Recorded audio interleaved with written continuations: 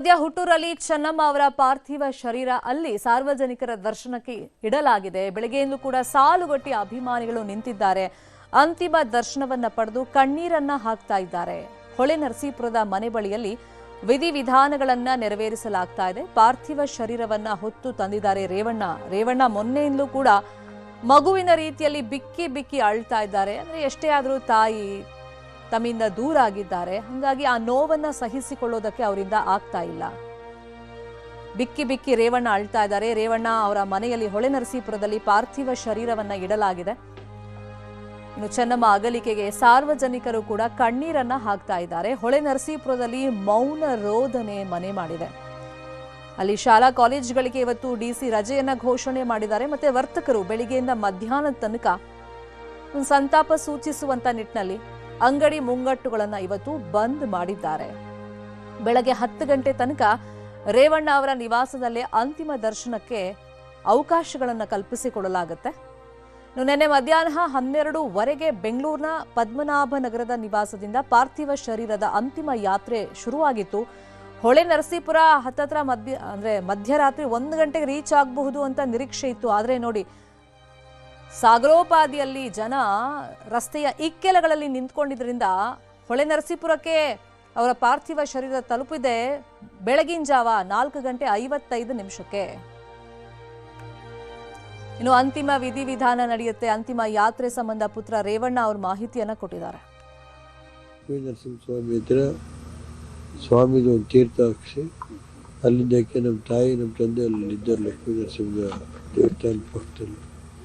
ಅಲ್ಲಿಂದ ಸೀದಾ ಇದಕ್ಕೆ ಬರ್ತಾರೆ, ರಘುಪತಿ ದೇವಸ್ಥಾನ ಹತ್ರ ಬಂದು ಮತ್ತೆ ನಮ್ಮ ತಾಯಿ ಜಮೀನು ಅವ್ರು 62ರಲ್ಲಿ ನಮ್ಮ ತಾಯಿ ಜಮೀನು ಅವ್ರ ಹೆಸರು ತಗೊಂಡಿದ್ರು. ನಮ್ಮ ತಾಯಿ ಇದನ್ನು ಇದಿಟ್ಟು 62ರಲ್ಲಿ ಅಡ ಇಟ್ಬಿಟ್ಟು ತಗೊಂಡಿದ್ರು. ಹೊಡಲಿ ಹತ್ರ ಸುಮಾರು ಆವತ್ತಿನ ಕಾಲದಲ್ಲಿ 1,500 ರೂಪಾಯಿಗೆ ತಗೊಂಡಿದ್ರು. ಅಷ್ಟು ಎಲ್ಲ ಕೇಳಿದ್ರು. 1,500 ಎಷ್ಟಕ್ಕೆ ತಗೊಂಡು ನಮ್ಮ ತಾಯಿ ಹಿಂಗೆ ಅಲ್ಲಿಗೆ ಅವ್ರು ಹೋಗಲೇಬೇಕು ಅಂತೇಳಿ ನಮ್ಮ ತಾಯಿ ಹಾಕ್ಬೇಕು. ಅಲ್ಲೇ ನಮ್ಮ ತಾಯಿ ಗದ್ದೆ ನಾಟಿ ಮಾಡೋದು. ಮತ್ತು ಅಲ್ಲೇ ನಮ್ಮ ತಂದೆ 80ನೇ ಇಸ್ವಿಲಿ ಅಲ್ಲಿದ್ದರು. ಅಲ್ಲೇ ವಾಸ ಇದ್ರು ನಮ್ಮ ತಂದೆ. ಮನೆಯಲ್ಲಿ ಕೊಡಲಿಕ್ಕೆ ಹೋದರು. ಚೀಫ್ ಮಿನಿಸ್ಟರ್ ಇದ್ದಾಗಲೂ ಇದ್ದರು, ಇದಿದ್ದಾಗಲೂ ಇದ್ದರು. ನಮ್ಮ ತಾಯಿ ಆತ್ಮಕ್ಕೆ ಶಾಂತಿ ಸಿಗಲಿ ಅಂತೇಳಿ ಹೊಳೆ ನರಸೀಪುರ ಲಕ್ಷ್ಮೀ ನರಸಿಂಹ ಸ್ವಾಮಿಯಿಂದ ಹೊರಟು ಅಲ್ಲಿಂದ ಇದಕ್ಕೆ ರಘುಪತಿ ದೇವಸ್ಥಾನ ಮುಖೇನ ನಾಗ್ಲಾ ಹುಚ್ಚನಕೊಪ್ಪ ಕ್ರಾಸು, ನಾಗ್ಲಾಪುರ ಮತ್ತು ಸಂಕ್ರಹಳ್ಳಿ, ಕಳ್ಳಿಕೊಪ್ಪಲು, ಕಟ್ಟಹಳ್ಳಿ ಬಾರೆ ಮೇಲೆ, ಮಾರ್ಗೋನಹಳ್ಳಿ, ಕೊಡಲಿಪ್ಪು ಮೇಲೆ, ಹರಮನಹಳ್ಳಿ, ಬಸವನಹಳ್ಳಿ, ಅಂಗರಹಳ್ಳಿ, ಹಳೆಕೋಟೆ ಬಂದು ಇಲ್ಲಿ ಬರ್ತೀವಿ. ಇಲ್ಲಿಗೆ 12ವರೆಗೆ ಬರ್ತೀವಿ. 12ವರೆಯಿಂದ ಎಲ್ಲ ಪೂಜೆ ಸ್ಟಾರ್ಟ್ ಆಗಿ 4 ಗಂಟೆ ಒಳಗೆ ಮುಗಿಯುತ್ತೆ. ದೇವಸ್ಥಾನದ್ದು ತೀರ್ಥನ ಇದು ಅಲ್ಲಿ ಮತ್ತೆ ರಂಗನಾಥ ಸ್ವಾಮಿ ಎಲ್ಲ ಕಡೆ ಅಭಿಷೇಕ ಮಾಡ್ಸಕ್ಕೆ ಹೇಳಿದ್ದೀವಿ. ಅಭಿಷೇಕದ ನೀರು ತಂದು ನಮ್ಮ ತಾಯಿಯರ ಮೇಲೆ ಒಳಗಡೆ ಹೋಗಲ್ಲ, ಅಭಿಷೇಕದ ನೀರು ಇದು ಮಾಡ್ತಾರೆ, ಮಾಡಿ ಹೂವು ಹಾಕ್ತಾರೆ. ಅಲ್ಲೇ ಚೆನ್ನಮ್ಮ ಅವರ ಅಂತಿಮ ದರ್ಶನ ಹಾಗೆಯೇ ಅಂತ್ಯ ಸಂಸ್ಕಾರದ ಬಗ್ಗೆ ಡೀಟೇಲ್ ಆಗಿ ಇನ್ಫಾರ್ಮೇಶನ್ ಅನ್ನು ಕೊಡ್ತಾ ಹೋಗೋದಕ್ಕೆ ಹೊಳೆ ನರಸೀಪುರದಿಂದ ನೇರ ಸಂಪರ್ಕದಲ್ಲಿ ಕನೆಕ್ಟ್ ಆಗಿದ್ದಾರೆ ನಮ್ಮ ರಿಪೋರ್ಟರ್ ಮಂಜು ಆರ್ಯ. ಇನ್ನು ಅಂತ್ಯ ಸಂಸ್ಕಾರ ನಡೆಯುವಂತಹ ಜಾಗದಿಂದ ನೇರ ಸಂಪರ್ಕದಲ್ಲಿ ಕನೆಕ್ಟ್ ಆಗಿದ್ದಾರೆ ನಮ್ಮ reporter Anand please be online. Hole Narasipura ಭಾಗಕ್ಕೆ ಫಸ್ಟ್ ಹೋಗೋಣ. ಮಂಜು ಆರ್ಯ, ರೇವಣ್ಣ ಅವರ ನಿವಾಸದಲ್ಲಿ ಎಷ್ಟೋ ತನಕ ಅಂತಿಮ ದರ್ಶನಕ್ಕೆ ಅವಕಾಶಗಳಿರುತ್ತೆ? ಆಮೇಲೆ ಯಾವ ರೂಟ್ ಮುಖೇನ ಅಂತ್ಯ ಸಂಸ್ಕಾರ ಜಾಗಕ್ಕೆ ತಗೊಂಡು ಹೋಗ್ತಾರೆ?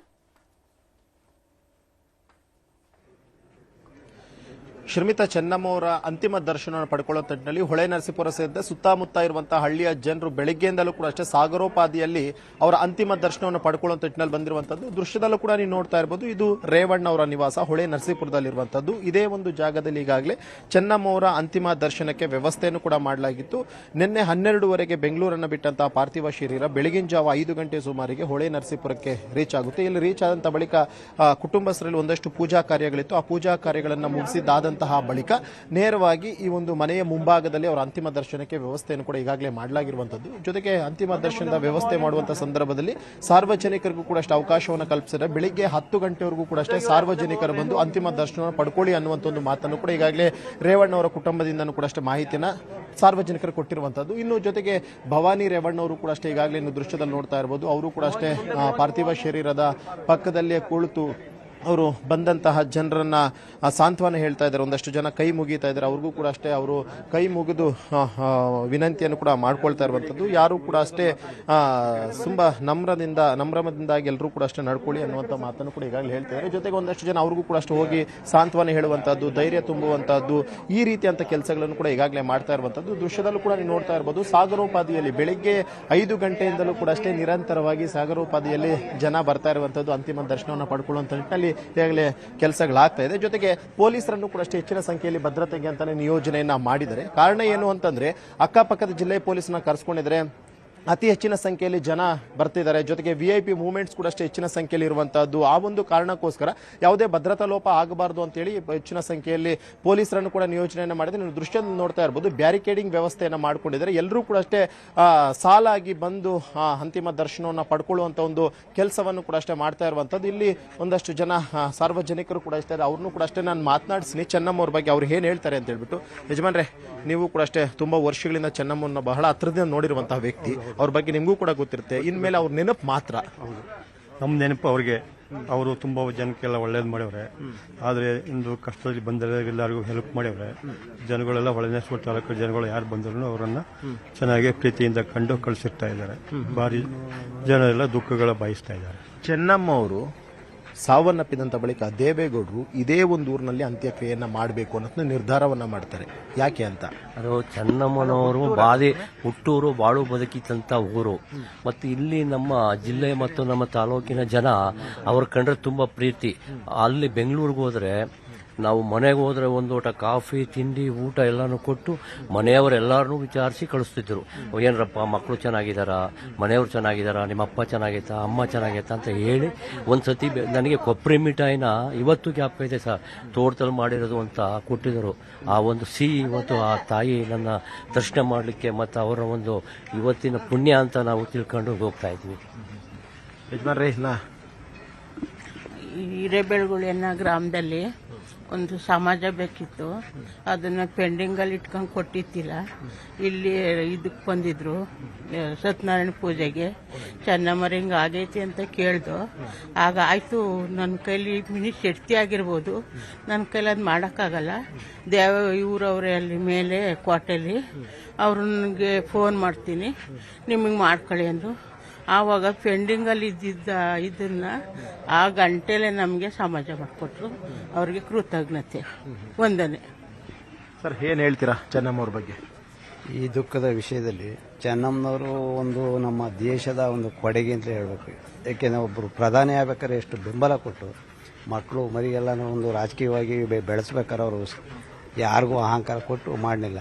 ಒಂದು ಒಳ್ಳೆ ರೀತಿಯಲ್ಲಿ ಬುದ್ಧಿ ಹೇಳಿ ಈ ಒಂದು ಜನ ಸಂಪಾದನೆ ಮಾಡಬೇಕು ಅಂದರೆ ಒಂದು ದೇವರ ಒಂದು ಸಂಧಿ ಇದ್ದಂಗಾಗಿದೆ. ದುಃಖದ ಸಂತೋಷ ಅದು ನಮಗೆ. ಸರ್, ನೀವೇನು ಹೇಳ್ತೀರಿ? ಹೊಳೆನರಸೀಪುರ ಜನತೆಗೆ ತುಂಬ ನೋವಾಗಿದೆ. ಇದು ತಡಿಲಾರದಷ್ಟು ದುಃಖ ಆಗಿದೆ ನಮಗೆ. ಇವತ್ತು ಅಮ್ಮನ್ನ ಕಳ್ಕೊಂಡು ನಾವು ಭಾರಿ ದುಃಖಿತರಾಗಿದ್ದೀವಿ. ಅವರ ಆತ್ಮಕ್ಕೆ ತುಂಬ ಶಾಂತಿ ಸಿಗಲಿ, ಅವರಿಗೆಲ್ಲ ಒಳ್ಳೆಯದಾಗಲಿ. ಹಿಂದೆ ಅವ್ರ ಮೇಲೆ ಒಂದು ಆಸಿಡ್ ಅಟ್ಯಾಕ್ ಆಗಿತ್ತು ಒಂದು 25 ವರ್ಷದ ಹಿಂದೆ. ಅವಾಗ್ಲೂ ಕೂಡ ಇಷ್ಟ ಕುಗ್ದಂತವ್ರಲ್ಲ ಅವರು. ಈಗ ಹೌದು, ದೇವರು ಒಳ್ಳೇದು ಮಾಡ್ಲಿ ಬಿಡಪ್ಪ. ಗಟ್ಟಿಗಿತ್ತಿ ತಾಯಿನ ನಾವು ಎಲ್ಲಾರ್ಗು ಒಳ್ಳೇದು ಮಾಡ್ಕೊಂಡು ಹೋಯ್ತಿತ್ತು. ಏನು ಆಗ್ಬಾರ್ದಿತ್ತು ಆಗ್ಬಿಟ್ಟಿತ್ತು. ಇನ್ನೊಂದಾರು ಒಳ್ಳೆ ಚೆನ್ನಾಗಿತ್ತು. ಈಗ ನೋವಾಗೈತೆ, ತೀರೋಗಿರೋದು ಭಾರಿ ನೋವಾಗಿದೆ ಅಷ್ಟೇ. ಸರ್, ಏನ್ ಹೇಳ್ತೀರಿ? ಚೆನ್ನಮ್ಮವ್ರಿನಿಲ್ಲ, ಕೇವಲ ನೆನಪು ಮಾತ್ರ ಉಳ್ಕೊಂಡಿರೋದು. ಅದೇ ಅವ್ರ ಕುಟುಂಬಕ್ಕೆಲ್ಲ ದೇವರು ಶಕ್ತಿ ಕೊಡ್ಲಿ ಬರ್ಸೋಂಥದ್ದು ಅಷ್ಟೇ ಹೇಳ್ತೀವಿ ಸರ್. ಶ್ರೀಮಿತಾ, ಪ್ರತಿಯೊಬ್ಬರು ಕೂಡ ನೀವು ನೋಡ್ತಾ ಇರ್ಬೋದು ದೃಶ್ಯದಲ್ಲಿ ಯಾವ ರೀತಿಯಾಗಿ ಅಂತಂದ್ರೆ ರಾತ್ರಿ ಇಡೀ ಕೂಡ ಅಷ್ಟೇ ಕಾದ್ರು. ಯಾಕಂದ್ರೆ ಪಾರ್ಥಿವ ಶರೀರ ಬೆಂಗಳೂರು ಬಿಟ್ಟಿದೆ ಅಂದಂತ ತಕ್ಷಣವೇ ಇಲ್ಲೊಂದಷ್ಟು ಜನ ಸೇರ್ಕೊಂಡಿದ್ರು. ಅವರು ಕೂಡ ಅಷ್ಟೇ ಎಷ್ಟೊತ್ತಿಗೆ ಬರುತ್ತೆ ಅಂತ ಒಂದು ಕಾಯ್ಕೊಂಡು ಕೂತಿದ್ರು. ಆದ್ರೆ ಎಲ್ಲೋ ಒಂದ್ ಕಡೆ ರಸ್ತೆ ಉದ್ದಕ್ಕೂ ಕೂಡ ಅಷ್ಟೇ ಬರುವಂತ ಸಂದರ್ಭದಲ್ಲಿ ಪ್ರತಿಯೊಂದು ಊರಿನ ಜನರು ಕೂಡ ಅಷ್ಟೇ ರಸ್ತೆಯಲ್ಲಿ ಬಂದು ನಾವು ಅಂತಿಮ ದರ್ಶನವನ್ನ ಮಾಡ್ಕೊಳ್ಬೇಕು ಅಂತ ಹೇಳಿ ಅಡ್ಡ ಆಗ್ತಾ ಇದ್ರು. ಆ ಒಂದು ಕಾರಣಕ್ಕೋಸ್ಕರ ಒಂದಷ್ಟು ತಡ ಆಗ್ತು. ಆದ್ರೆ ಯಾವ ರೀತಿಯಾಗಿ ಅಂತ ಆಲ್ಮೋಸ್ಟ್ 28 ಗಂಟೆಗಳ ಕಾಲ ಈ ಒಂದು ವೆಹಿಕಲ್ ಬಂದಿರುವಂತದ್ದು ಬೆಂಗಳೂರಿನಿಂದ ಹೊಳೆನರಸೀಪುರಕ್ಕೆ ರೀಚ್ ಆಗೋದಕ್ಕೆ 28 ಗಂಟೆಗಳ ಕಾಲ ತಗೊಂಡು ಲಕ್ಷಾಂತರ ಸಂಖ್ಯೆಯಲ್ಲಿ ಜನರು ಒಂದು ಅಂತಿಮ ದರ್ಶನವನ್ನು ಕೂಡ ಅಷ್ಟೇ ಪಡ್ಕೊಂಡ್ರು. ಇನ್ನೂ ಕೂಡ ಒಂದಷ್ಟು ಜನ ಇದ್ದಾರೆ, ಅವ್ರನ್ನು ಕೂಡ ನಾನು ಮಾತನಾಡ್ತೀನಿ. ಸರ್, ಚೆನ್ನಮ್ಮ ಅವರಿನ ಕೇವಲ ನೆನಪು ಮಾತ್ರ, ಏನ್ ಹೇಳ್ತೀರಾ ಈ ಸಂದರ್ಭದಲ್ಲಿ? ಒಳ್ಳೆ ಮಾತಾಗಿ ಹೋಗಿದ್ದಾರೆ. ಅವಕ್ಕೆಲ್ಲ ನಾವು ದುಃಖ ಪಡುವಂತ ವಿಷಯಗಳು. ಬೇಕಾದಷ್ಟು ಜನಕ್ಕೆ ಕೆಲಸ ಎಲ್ಲ ಕೊಡಿಸಿದ್ದಾರೆ. ಅದನ್ನು ಅಂದ್ರೆ ಶರ್ಮಿತಾ, ಈಗ ಮಾಜಿ ಸಚಿವರಂತಹ ರಾಜಣ್ಣ ಅವರು ಕೂಡ ಅಷ್ಟೇ ಬಂದಿದ್ರು, ಅವ್ರನ್ನೂ ಕೂಡ ನಾನು ಮಾತನಾಡಿಸ್ತೀನಿ. ಸರ್, ಚೆನ್ನಮ್ಮೋರಿನ ಕೇವಲ ಹೋಗಿ ಬಂದ್ಮೇಲೆ ಹೇಳ್ತೀನಿ. ಅಂದ್ರೆ ಈಗ ಅಷ್ಟೇ ಮಾಜಿ ಸಚಿವರಾದಂತಹ ರಾಜಣ್ಣ ಅವರು ಕೂಡ ಅಷ್ಟೇ ಈಗಾಗಲೇ ಬಂದಿದ್ದಾರೆ. ಅವರು ಕೂಡ ಅಷ್ಟೇ ಅಂತಿಮ ದರ್ಶನವನ್ನು ಪಡ್ಕೊಳ್ಳುವಂತ ನಿಟ್ಟಿನಲ್ಲಿ ಬಂದಿದ್ದಾರೆ. ಇನ್ನು ದೃಶ್ಯದಲ್ಲೂ ಕೂಡ ನೋಡ್ತಾ ಇರಬಹುದು, ಅಪಾರ ಸಂಖ್ಯೆಯಲ್ಲಿ ಜನ ಬರ್ತಾನೆ ಇದ್ದಾರೆ. 10 ಗಂಟೆವರೆಗೂ ಕೂಡ ಅಷ್ಟು ಒಂದು ಅವಕಾಶವನ್ನ ಮಾಡಿಕೊಟ್ಟು ಸರ್, 10 ಗಂಟೆವರೆಗೂ ಕೂಡ ಅಂತಿಮ ದರ್ಶನಕ್ಕೆ ಅವಕಾಶ ಇದೆ. ಹೌದು, ಇವತ್ತು ಏನು ನಾವು ದುಃಖಿತವಾಗಿದೆ, ಇಡೀ ಕರ್ನಾಟಕದಲ್ಲಿ ಒಂದು ಹಿರಿಯರು ಇವರ ಮಾರ್ಗದರ್ಶನ ಇಡೀ ನಮ್ಮ ರಾಜ್ಯದವರು ಅದನ್ನು ಅವಲಂಬಿಸ್ಕೊಳ್ಳಿ ಅಂತ ನಾನು ಬೇಡ್ಕೊತೀನಿ ಸರ್. ಒಳ್ಳೆಯದಾಗಿ. ಶರ್ಮಿತಾ, ಇದಿಷ್ಟು ಸಾರ್ವಜನಿಕರು ಹೇಳ್ತಾ ಇರುವಂತದ್ದು. ಎಲ್ಲೋ ಒಂದು ಕಡೆ ಒಬ್ಬ ಒಳ್ಳೆ ತಾಯಿಯನ್ನ, ಸಹೃದಯನ್ನ ನಾವೆಲ್ಲನೂ ಕೂಡ ಅಷ್ಟೇ ಕಳ್ಕೊಂಡಿದ್ವಿ. ಅವರ ಕುಟುಂಬಕ್ಕೆ ದುಃಖ ಭರಿಸುವಂತಹ ಶಕ್ತಿಯನ್ನ ಆ ದೇವರು ಕೊಡ್ಲಿ ಅನ್ನುವಂಥ ಒಂದು ಪ್ರಾರ್ಥನೆಯನ್ನ ಪ್ರತಿಯೊಬ್ಬರು ಕೂಡ ಅಷ್ಟೇ ಮಾಡ್ಕೊಳ್ತಾ ಇರುವಂತದ್ದು. ಶರ್ಮಿತಾ. ಮಂಜೂರಿಯಾ, ಪ್ಲೀಸ್ ಬಿ ಆನ್ಲೈನ್. ಚೆನ್ನಮ್ಮ ಅಂತ್ಯ ಸಂಸ್ಕಾರಕ್ಕೆ ಸಕಲ ಸಿದ್ಧತೆಗಳು ಕೂಡ ಆಗ್ತಾ ಇದೆ. ಮಾವಿನಕೆರೆ ಬೆಟ್ಟದ ತಪ್ಪಲಿನಲ್ಲಿ ಅಂತಿಮ ವಿಧಿವಿಧಾನ ನೆರವೇರಿಸೋದಕ್ಕೆ, ಅಂತ್ಯ ಸಂಸ್ಕಾರ ಮಾಡೋದಕ್ಕೆ ವ್ಯವಸ್ಥೆಗಳು ನಡೀತಾ ಇದೆ. ಮನೆ ದೇವರ ಸನ್ನಿಧಿಯಲ್ಲೇ ಅಂತ್ಯ ಸಂಸ್ಕಾರವನ್ನ ಮಾಡಲಾಗುತ್ತೆ. ಮತ್ತೆ ವಾಸ್ತು ಪ್ರಕಾರವೇ ಚೆನ್ನಮ್ಮ ಅವರ ಅಂತ್ಯಕ್ರಿಯೆ ಮಾಡೋದಕ್ಕೆ ತಯಾರಿಗಳಾಗಿದೆ.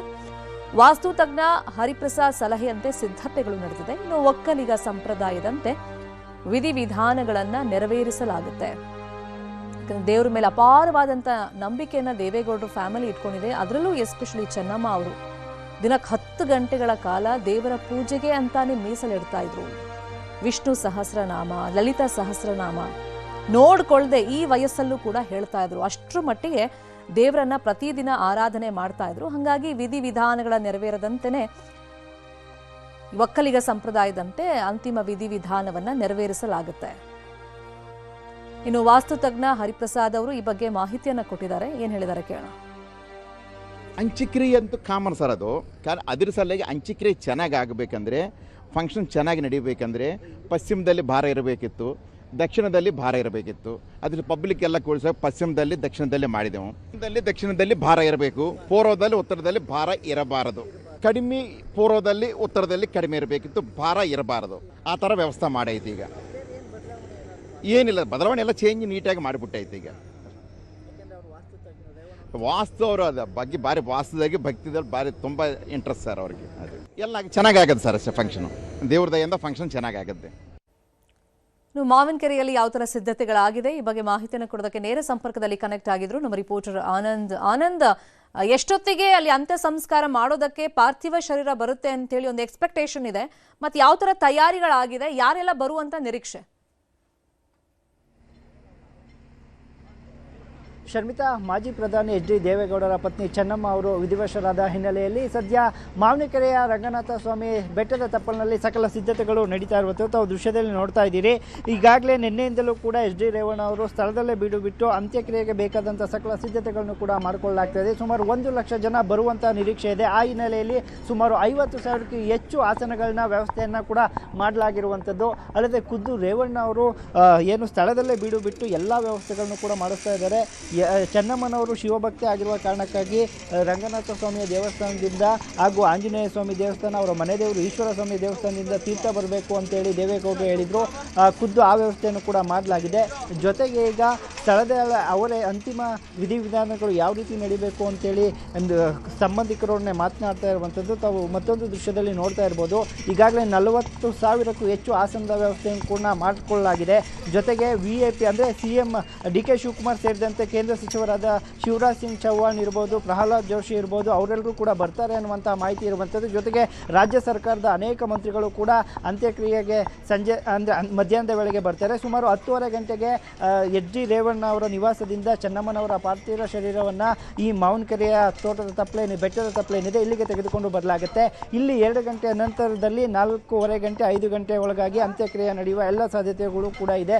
ಅದಕ್ಕಾಗಿ ಸದ್ಯ ಬರದಿಂದ ಎಲ್ಲವೂ ಕೂಡ ನಡೀತಾ ಇರುವಂಥದ್ದು. ಇನ್ನು ರೇವಣ್ಣನವರು ವಾಸ್ತುವನ್ನು ನಂಬುವ ಕಾರಣಕ್ಕಾಗಿ ವಾಸ್ತು ಪ್ರಕಾರವೇ ಚೆನ್ನಮ್ಮನವರ ಪಾರ್ಥಿವ ಶರೀರವನ್ನು ಇಡಬೇಕು ಅಂತೇಳಿ ನೆನೆ ಹರಿಪ್ರಸಾದ್ ಏನು ವಾಸ್ತು ತಜ್ಞ ಅವರು ಹೇಳಿರುವಂಥದ್ದು. ಆ ಕಾರಣಕ್ಕಾಗಿ ಏನು ದಕ್ಷಿಣ ಹಾಗೂ ಉತ್ತರ ಅಭಿಮುಖವಾಗಿ ಅವರ ಪಾರ್ಥಿವ ಶರೀರವನ್ನು ಇಡಲಿಕ್ಕೂ ಕೂಡ ಜಾಗವನ್ನು ಗುರುತು ಮಾಡಿ ರಂಗೋಲಿಯನ್ನು ಕೂಡ ಹಾಕ್ಕೊಳ್ಳಲಾಗಿದೆ. ಅಲ್ಲದೆ ಮಳೆ ಬರುವ ಕಾರಣಕ್ಕಾಗಿ ಜರ್ಮನ್ ಟೆಂಟ್ಗಳನ್ನು ಕೂಡ ಸುತ್ತಮುತ್ತಲು ಹಾಕೊಳ್ತಾ ಇರುವಂಥದ್ದು. ಇನ್ನು ಹಾಸನದ SP ಶುಭನ್ವಿತಾ ಅವರು ಮಾತನಾಡ್ತಾ ಹೇಳಿದ್ರು, ಸುಮಾರು 2,000 ಪೊಲೀಸ್ ಸಿಬ್ಬಂದಿಗಳನ್ನ ನಾವು ಈಗಾಗಲೇ ನಿಯೋಜನೆ ಮಾಡ್ಕೊಂಡಿದ್ದೀವಿ. ಜೊತೆಗೆ 5 SPಗಳಿದ್ದಾರೆ. ಹೇಳಿದ್ದಾರೆ. IGP ಎಲ್ಲ ನೇತೃತ್ವವನ್ನು ಕೂಡ ವಹಿಸಿದ್ದಾರೆ ಅಂತ. ಮತ್ತೊಂದು ಕಡೆಯಾಗಿ ಏನು ಒಕ್ಕಲಿಗ ಸಂಪ್ರದಾಯದಂತೆ ಅಂತ್ಯಕ್ರಿಯೆ ನಡೆಯುತ್ತೆ, ಆ ಜೊತೆಗೆ ಬ್ರಾಹ್ಮಣರ ವೇದ ಉಪನಿಷತ್ಗಳು ಕೂಡ ಇಲ್ಲಿ ಪಠಣ ಆಗುತ್ತೆ. ಜೊತೆಗೆ ಬಾದಾಮಿಯಿಂದ ವಿಭೂತಿ ಅಂದರೆ ಸುಮಾರು 5,000 ವಿಭೂತಿ ಗಟ್ಟಿಗಳನ್ನು ಕೂಡ ತರಲಾಗಿದೆ. ಕ್ರಿಯಾ ಸಮಾಧಿಗೆ ಈ ವಿಭೂತಿ ಗಟ್ಟಿಗಳನ್ನ ಬಳಸಲಾಗುತ್ತೆ. ಇಲ್ಲಿ ಇದನ್ನು ಬಳಸಬೇಕು ಅಂತೇಳಿ ಆದಿಚುಂಚನಗಿರಿಯ ಶಾಖಾಮಠದ ಸ್ವಾಮೀಜಿಗಳು ಹೇಳಿದ್ರು ಅನ್ನುವಂಥ ಮಾಹಿತಿ ಸಿಕ್ಕಿರುವಂಥದ್ದು. ಒಟ್ಟಾರೆಯಾಗಿ ಅಂತ್ಯಕ್ರಿಯೆ ನಡೆಯುವಂತಹ ರಂಗನಾಥ ಸ್ವಾಮಿಯ ಬೆಟ್ಟದ ತಪ್ಪಲೇನಿದೆ, ಇಲ್ಲಿ ಅಂತಿಮ ಹಂತದ ಸಿದ್ಧತೆಗಳು ಭರದಿಂದ ಸಾಗಿದೆ. ಸುಮಾರು ಬರುವಂತಹ ಎಲ್ಲರಿಗೂ ಕೂಡ ಊಟದ ವ್ಯವಸ್ಥೆಯನ್ನು ಕೂಡ ಮಧ್ಯಾಹ್ನ ಮಾಡಿಕೊಂಡಿರುವಂಥದ್ದು. ಶರ್ಮಿತಾ, ಫೈನ್, ಫಾಲೋ ಅಪ್ ಮಾಡೋಣ. Thank you Anand, thank you Manju Arya ಈ ಕ್ಷಣದ ಮಾಹಿತಿಯನ್ನು ಕೊಟ್ಟಿದ್ದಕ್ಕೆ. ದೇವೇಗೌಡರ ಪತ್ನಿ ಚೆನ್ನಮ್ಮ ಅವರು ವಿಧಿವಶರಾಗಿದ್ದಾರೆ. ಎಷ್ಟೇ ಆದರೂ ಅಜ್ಜಿ ಪ್ರಜ್ವಲ್ ಅವ್ರಿಗೆ ಅಜ್ಜಿ ನಿಲ್ಲ ಅನ್ನೋ ಸುದ್ದಿಯನ್ನ ಕೇಳಿದಾಗ ಪ್ರಜ್ವಲ್ ಜೈಲಲ್ಲಿ ಬಿಕ್ಕಿ ಬಿಕ್ಕಿ ಹತ್ತಿದ್ರು ಅಂತೇಳಿ ಮಾಹಿತಿ ಇತ್ತು. ಅವ್ರು ಬರಬಹುದು ಅನ್ನೋ ನಿರೀಕ್ಷೆ ಇತ್ತು. ಅದೇ ವಿಡಿಯೋ ಕಾನ್ಫರೆನ್ಸ್ ಮೂಲಕ ಅಂತ್ಯಕ್ರಿಯೆ ವೀಕ್ಷಣೆಯನ್ನ ಪ್ರಜ್ವಲ್ ಮಾಡ್ತಾರೆ ಅಂತೇಳಿ ಈಗ ಮಾಹಿತಿ ಸಿಗ್ತಾ ಇದೆ. VC ಮೂಲಕ ಅಜ್ಜಿಯ ಅಂತ್ಯಕ್ರಿಯೆಯನ್ನ ವೀಕ್ಷಣೆ ಮಾಡ್ತಾರೆ. ಜೈಲಿಂದಲೇ ವೀಕ್ಷಣೆಯನ್ನ ಪ್ರಜ್ವಲ್ ಮಾಡ್ತಾರೆ. VC ಮೂಲಕ ಭಾಗಿಗೆ ಪ್ರಜ್ವಲ್ ಅವಕಾಶ ಕೊಡಬೇಕು ಅಂತ ಹೇಳಿ ಮನವಿಯನ್ನ ಮಾಡಿದ್ರು. ಜೈಲಾಧಿಕಾರಿಗಳಿಗೆ ಮನವಿಯನ್ನ ಮಾಡಿದ್ರು. ಜೈಲಾಧಿಕಾರಿಗಳು ಇದಕ್ಕೆ ಗ್ರೀನ್ ಸಿಗ್ನಲ್ ಕೊಟ್ಟಿದ್ದಾರೆ. ವಿಡಿಯೋ ಕಾನ್ಫರೆನ್ಸ್ ಮೂಲಕ ವೀಕ್ಷಣೆಗೆ ಅನುಮತಿಯನ್ನ ಕೊಟ್ಟಿದ್ದಾರೆ. ಸದ್ಯ ಪರಪ್ಪನ ಅಗ್ರಹಾರ ಜೈಲಲ್ಲಿ ಪ್ರಜ್ವಲ್ ರೇವಣ್ಣ ಇದ್ದಾರೆ.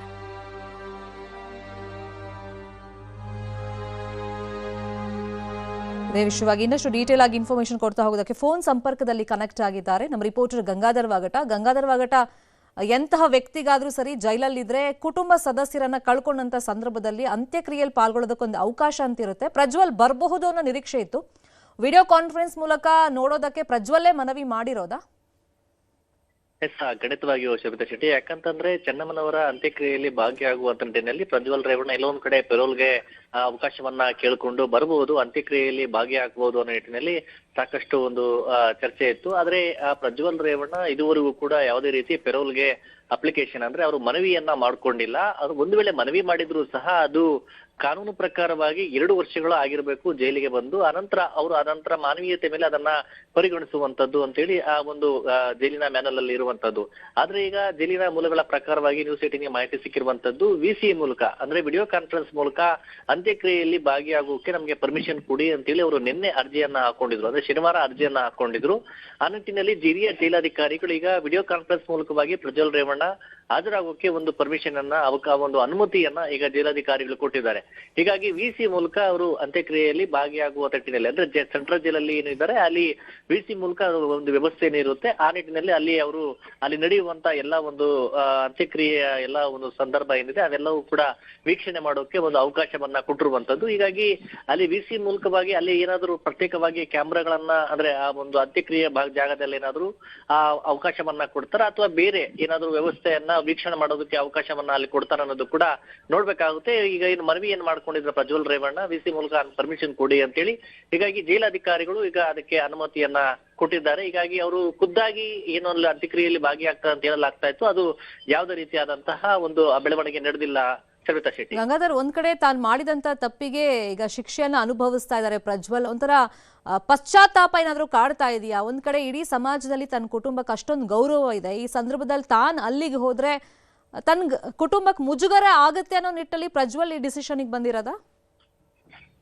ಶಕ್ತ ಇರಬಹುದು. ಯಾಕಂದ್ರೆ ಇಂತ ಒಂದು ಅತ್ಯಾಚಾರ ಪ್ರಕರಣದಲ್ಲಿ ಅವರು ಬಂಧನವಾಗಿ ಸಜಾ ಆಗಿರುವಂತಹ ಹಿನ್ನೆಲೆಯಲ್ಲಿ ಅದು ಆ ಒಂದು ಪ್ರಕರಣ ಏನಿತ್ತು ಅದು ಇಡೀ ದೇವೇಗೌಡರ ಒಂದು ಕುಟುಂಬಕ್ಕೆ ಕಪ್ಪು ಚುಕ್ಕೆಯಾಗಿ ಅವರಿಗೆಲ್ಲರೂ ಕೂಡ ಈ ಒಂದು ಮುಜುಗರ ತಂದಂತಹ ಪ್ರಕರಣ ಅದು ಪ್ರಜ್ವಲ್ ರೇವಣ್ಣಿಂದ ಆದಂತದ್ದು. ಆನಂತರ ಈಗ ಈ ಸಂದರ್ಭದಲ್ಲೂ ಕೂಡ ಎಲ್ಲೋ ಒಂದು ಕಡೆ ಕುಟುಂಬಸ್ಥರು ಹೇಳಿರ್ಬೋದು, ಆದ್ರೆ ಪ್ರಜ್ವಲ್ ರೇವಣ್ಣ ಬಂದಂತಹ ಸಂದರ್ಭದಲ್ಲಿ ಆ ಸಂದರ್ಭದಲ್ಲಿ ಅದು ಬೇರೆ ರೀತಿಯಾದಂತಹ ಮುಜುಗರ ಕುಟುಂಬಸ್ಥರಿಗೆ ತಂದಬಹುದು. ಆದ್ರೆ ಪ್ರಜ್ವಲ್ ರೇವಣ್ಣ ಬರಬೇಕಾ ಬೇಡ ಅನ್ನೋ ನಿಟ್ಟಿನಲ್ಲಿ ಸಾಕಷ್ಟು ಚರ್ಚೆಗಳು ನಡೆದಿರಬಹುದು. ಹೀಗಾಗಿ ಅವ್ರು ಬರೋದು ಬೇಡ ಅನ್ನೋ ನಿಟ್ಟಿನಲ್ಲಿ ಆ ಬಗ್ಗೆಯೂ ಕೂಡ ಆ ಕುಟುಂಬಸ್ಥರೇನಾದ್ರು ಚರ್ಚೆ ಮಾಡ್ಕೊಂಡಿರ್ಬೋದು. ಹೀಗಾಗಿ ಅವರ ವಕೀಲರಾಗಿರ್ಬೋದು ಅಥವಾ ಅವರ ಕಡೆಯಿಂದ ಯಾವುದೇ ರೀತಿಯಾದಂತಹ ಪೆರೋಲ್ಗೆ ಆಗಿರ್ಬೋದು ಅಥವಾ ಕೋರ್ಟ್ ಅಲ್ಲಿ ಏನಾದ್ರು ಪರ್ಮಿಷನ್ ಕೇಳುವಂತ ನಿಟ್ಟಿನಲ್ಲಿ ಆ ರೀತಿಯಾದಂತಹ ಬೆಳವಣಿಗೆ ನಡೆದಿಲ್ಲ ಅಂತ ಕೂಡ ಹೇಳಲಾಗ್ತಾ ಇದೆ. ಹೀಗಾಗಿ ಒಂದು ವೇಳೆ ಅಂದ್ರೆ ಅವ್ರು ಖುದ್ದು ಪರ್ಮಿಷನ್ ಪ್ರಜ್ವಲ್ ರೇವಣ್ಣನ ಕರ್ಕೊಂಡ್ ಬರೋದು ಬೇಡ ಅನ್ನೋ ನಿಟ್ಟಿನಲ್ಲಿ ಆದ್ರೆ ಒಂದು ಪ್ರಜ್ವಲ್ ರೇವಣ್ಣನು ಕೂಡ ಮನಸ್ಸು ಮಾಡ್ಕೊಂಡಿರ್ಬೋದು ಅಥವಾ ಅವ್ರ ಕುಟುಂಬಸ್ಥರು ಕೂಡ ಮನಸ್ಸು ಮಾಡಿರ್ಬೋದು ಬೇಡ ಬರೋದು ಅಂತೇಳಿ. ಹೀಗಾಗಿ VC ಮೂಲಕನಾದ್ರೂ ಬರ್ಬೋದು ಅಂತೇಳಿ ಅದು ಪರ್ಮಿಷನ್ ಜೈಲಿನ ಮ್ಯಾನುವಲ್ ಅಲ್ಲಿ ಇದೆ. ಹೀಗಾಗಿ ಆ ನಿಟ್ಟಿನಲ್ಲಿ ಅವರು ಪರ್ಮಿಷನ್ ಖುದ್ದಾಗಿ ಪ್ರಜ್ವಲ್ ರೇವಣ್ಣ ಜಿಲ್ಲಾಧಿಕಾರಿಗಳಿಗೆ ಮಾಡ್ಕೊಂಡಂತ ಹಿನ್ನೆಲೆಯಲ್ಲಿ ಈಗ VC ಮೂಲಕ ಅವರು ಹಾಜರಾಗ್ತಾ ಇರುವಂತದ್ದು. Sharmita, fine, thank you Gangadhar ವಾಗಟ ಈ ಕ್ಷಣದ ಮಾಹಿತಿಗೆ. ಚೆನ್ನಮ್ಮನವರ ನಿಧನ ನಮ್ಮ ರಾಜ್ಯದ ಜನತೆಗೆ ತುಂಬಲಾರದ ನಷ್ಟ ಅಂತೇಳಿ ನಾವೆಲ್ಲ ಭಾವಿಸಿದ್ದೇವೆ. ಚೆನ್ನಮ್ಮನವರು ಅವರ ಒಂದು ದೇವೇಗೌಡರ ಜೊತೆಯಲ್ಲಿ ಸುಮಾರು 70 ವರ್ಷಕ್ಕೂ ಹೆಚ್ಚು ವೈವಾಹಿಕ ಜೀವನದಲ್ಲಿ ದೇವೇಗೌಡರ ಕುಟುಂಬದ ಒಳಿತಿಗಾಗಿ ಮತ್ತು ಚೆನ್ನಮ್ಮನವರ ಅವರ ತಂದೆ ಕುಟುಂಬದವ್ರಿಗೂ ಕೂಡ ಅವರು ಆಶ್ರಯವಾಗಿ ಎಲ್ಲರನ್ನೂ ಕೂಡ ಬೆಳೆಸಿ ದೊಡ್ಡವನಾಗಿ ಮಾಡಿ ಇವತ್ತೇನಾದರೂ ದೇವೇಗೌಡರ ಯಶಸ್ಸಿಗೆ ಅವರ ಪಾತ್ರ ಹಿರಿದು ಅಂತಕ್ಕಂಥದ್ದನ್ನು ಎಲ್ಲರಿಗೂ ಕೂಡ ತಿಳಿದಿರ್ತಕ್ಕಂಥ ವಿಚಾರ. ಹಾಗಾಗಿ ಅವರು ತನ್ನ ಕುಟುಂಬದ ಎಲ್ಲರನ್ನೂ ಕೂಡ ಅವರು ಸಾಕಿ ಸಲಹೋ ಜೊತೆಯಲ್ಲಿ ಬೇರೆಯವ್ರನ್ನೂ ಕೂಡ ಅವರು ತನ್ನ ಮಕ್ಕಳಂತೆ ಅವರೆಲ್ಲರೂ ಕೂಡ ಪರಿಗಣಿಸಿ ಅವರ ಒಂದು ಯಶಸ್ಸಿಗೂ ಕೂಡ ಅವರು ಯಾವತ್ತೂ ಕೂಡ ಹಾರೈಸ್ತಾ ಇದ್ದಂತಹ ಒಂದು ಮಹಾನ್ ಮಹಿಳೆ. ಈ ದಿವಸ ಅವರು ನಮ್ಮನ್ನು ಅಗಲಿದ್ದಾರೆ. ಅವರ ಅಗಲಿಕೆಯಿಂದ ಆಗಿರ್ತಕ್ಕಂಥ ನಷ್ಟವನ್ನು ಅವರ ಕುಟುಂಬದವ್ರಿಗೂ ಭರಿಸ್ತಕ್ಕಂಥ ಶಕ್ತಿ ಭಗವಂತ ದಯಪಾಲಿಸಬೇಕು. ಹಾಗೆಯೇ ಬೇರೆ ಎಲ್ರಿಗೂ ಕೂಡ ಅವರ ಒಂದು ಮಾರ್ಗದರ್ಶನ ಅವರ ಸಲಹೆಗಳು ನಿರಂತರವಾಗಿ ಇರಲಿ ಅಂತೇಳಿ ಹಾರೈಸ್ತೇನೆ. Thank you.